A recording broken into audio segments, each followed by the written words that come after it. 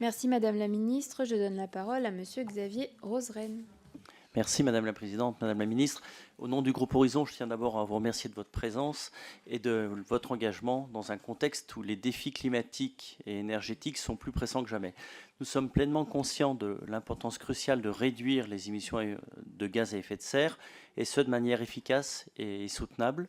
Les territoires de montagne auxquels je suis particulièrement attaché sont à la fois des espaces fragiles face au dérèglement climatique et aussi des laboratoires d'innovation en matière d'énergie renouvelable et de préservation de notre biodiversité. Néanmoins, ces territoires font face à des défis spécifiques, notamment en matière de rénovation énergétique des bâtiments.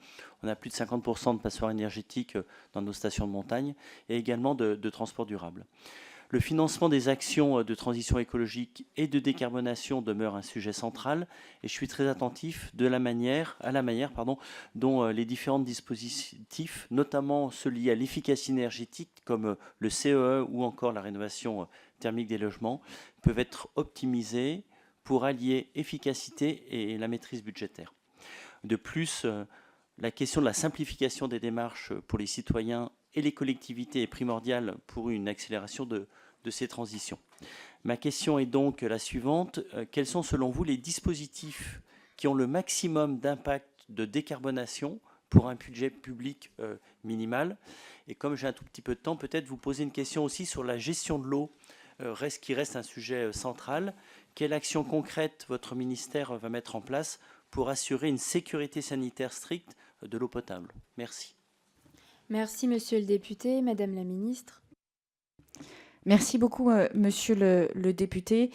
Alors, vous posez la question des mesures les plus efficaces. Je pense que c'est exactement la démarche qu'il faut avoir. Et là aussi, mon objectif est d'être à votre disposition pour vous donner les éléments factuels dont nous disposons. Une mesure efficace, c'est d'abord une mesure dont le coût d'abattement est faible en termes d'euros de la tonne carbone évitée.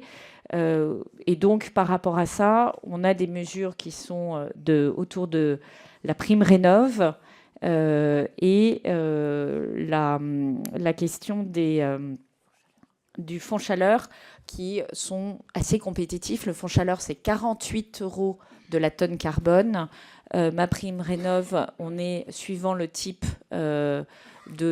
d'intervention, entre 70 et 90 €. Donc c'est intéressant d'avoir ces éléments en tête. Sur une plus petite ligne, les aides au centre de tri d'emballage, on est à 14 € de la tonne carbone évitée. Donc ça peut être une première approche. Une deuxième approche, c'est celle du pouvoir d'achat.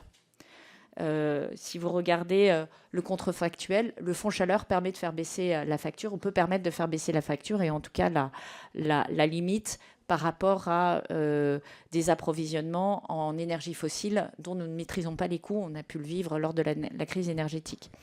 La prime rénov' permet aussi de baisser la facture lorsque les rénovations sont bien faites et qu'on a vraiment un couplage isolation et système de chauffage qualifié. Donc, c'est deux éléments qui sont intéressants. Puis il y a le troisième élément qui est la structuration de la filière derrière et la capacité à avoir vite des projets. Il est clair que sur le fonds chaleur, on a énormément de projets.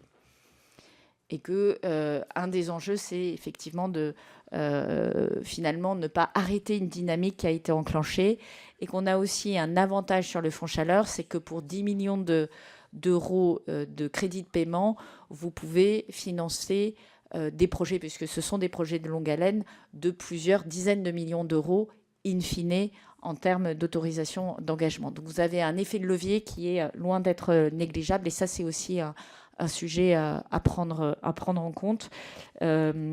Sur ma prime rénov', on constate que, alors même qu'on avait un budget qui était supérieur à 2 milliards d'euros, on n'est qu'à 1,7 milliard d'euros consommés. Donc il faut analyser qu'est-ce qui a été à l'origine des freins sur l'utilisation du passage à l'acte.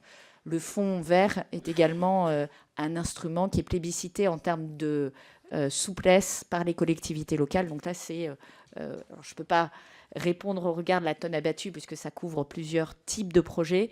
Mais en revanche, dans la réalisation de projets, on voit bien l'efficacité de ce type de dispositif. Et je pense intéressant de vous communiquer au fil de vos travaux tous les éléments dont on dispose au titre de ces trois éléments: coût de la tonne abattue et efficacité écologique, impact sur le pouvoir d'achat et, on va dire, opérationnalité de l'instrument, rapidité d'emploi, existence des projets et impact économique lorsque les projets permettent aussi de soutenir une filière industrielle. C'est très important. Et je sais que vous y êtes sensible. Merci beaucoup, Madame la Ministre. Gestion de l'eau, pardon. Je réalise que c'était en dessous sur mon papier. Sur la gestion de l'eau, je l'ai dit très rapidement dans mon propos introductif, nous avons une feuille de route sur la qualité des captages d'eau. C'est essentiel puisqu'on constate que certaines collectivités locales dépendent parfois d'un seul captage et que donc tout accident ou pollution plus diffuse peut mettre en danger l'accès à de l'eau potable pour des collectivités densément peuplées. Donc c'est un sujet important. On améliore grandement notre connaissance des pollutions. On constate que des métabolites sont permanentes alors qu'elles ont été interdites, correspondent à des produits interdits depuis 20 ans ou 30 ans. Donc il y a un vrai plan d'action à dérouler. On en a le cadre et il faut évidemment le faire main dans la main avec les collectivités locales. Et je sais, pour en avoir discuté notamment avec Intercommunalité de France, que c'est un sujet qui les préoccupe aussi. Et je souhaite y travailler avec évidemment le bloc communal et le bloc régional. Merci, Madame la Ministre. Je donne la parole à